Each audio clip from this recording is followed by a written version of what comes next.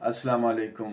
एक बार फिर डॉक्टर हबीबुल्लाह आपकी खिदमत में हाजिर है और मैं अपने व्यूअर्स के लिए एक अच्छा सा नुस्खा लेकर आया हूँ। आजकल सर्दियों का मौसम है, खुश्क सर्दी है, अक्सर लोगों का थ्रोट इन्फेक्शन भी है और सीने में बलगमी रेशा जमा हुआ है। उसके लिए एरोकफ डी सिरप ये बेहतरीन सिरप है।